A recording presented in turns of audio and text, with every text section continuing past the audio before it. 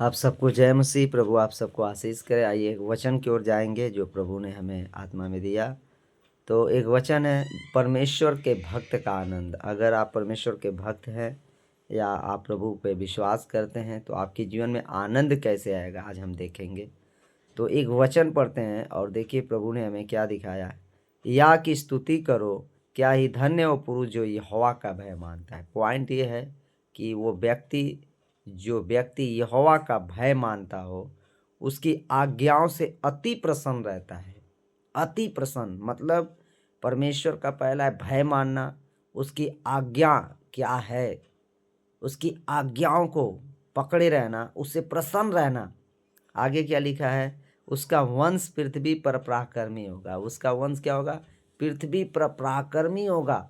उस व्यक्ति के जो बच्चे हैं, उसके नाती पोते बेटे बेटियां पृथ्वी पर पराक्रमी होंगे। और जो सीधे लोगों की संतान आशीष पाएंगी। जो टेढ़ा है उसकी नहीं, जो सीधा है उसकी संतान आशीष पाएगी। प्रभु उसको आशीष देगा।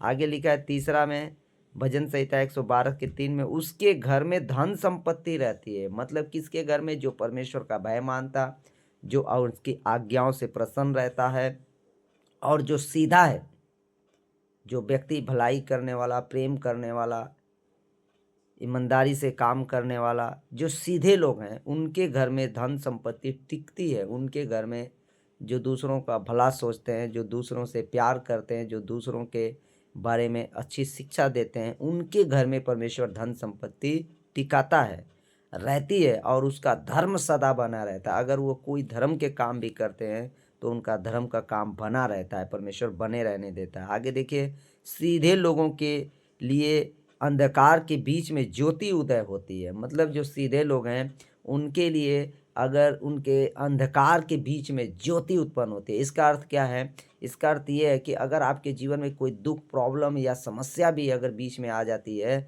तो परमेश्वर उसमें से ज्योति उदय करेगा। मतलब उसमें से आपको बाहर निकालेगा, आपको छुड़ाएगा। परमेश्वर आपको चंगाई देगा, छुटकारा देगा, आशीष देगा। इसका अर्थ ये है। और देखिए क्या लिखा है, ज्योति उदय होती है, वह अनुग्रहकारी और दयावंत और धर्मी होता है। मतलब कौन व्यक्ति अनुग्रहकारी होता है, जो व्यक्ति अनुग्रहकारी वो अनुग्रह करने वाला है, वो दयालु हो जाता है, वो धर्मी होता है, वो धर्म के काम करता है। जो परमेश्वर के आज्ञाओं को मानता, जो परमेश्वर से प्रेम करता, जो परमेश्वर की बातों पे ध्यान देता है। और देखो क्या लिखा है, ये मतलब क्या है, पॉइंट क्या है कि परमेश्वर का भय मानना। परमेश्वर के पहला पॉइंट है परमेश्वर का भय मानना है, उनकी आज्ञाओं से अति प्रसन्न रहना। उसकी आज्ञाएं क्या है, आप पढ़ सकते हैं निर्गमम की पुस्तक 10 अध्याय में। तुम पहला आज्ञा, उसका सबसे पहला आज्ञा है, तुम अपने माता पिता का आदर करना, और तुम झूठ नहीं बोलना, तुम चोरी नहीं करना, तुम व्यभिचार नहीं करना, तुम हत्या नहीं करना, तुम झूठी गवाही मत देना, तुम लालच नहीं करना। और भी बहुत सारी आज्ञाएं हैं जो प्रभु की है, जो परमेश्वर की आज्ञाएं पवित्र शास्त्र में। तुम अपने पड़ोसी से प्रेम करना, तुम अपने समान सबसे प्रेम करना। बहुत सारी आज्ञाएं प्रभु ने हमें दिया है।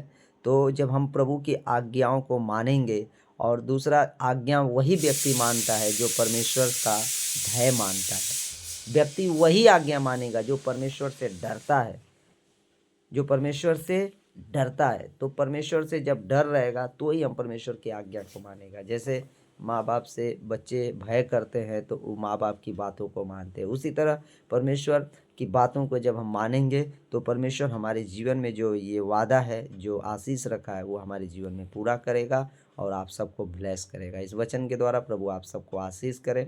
सबको जय मसीह। प्रभु आप सबको आशीष।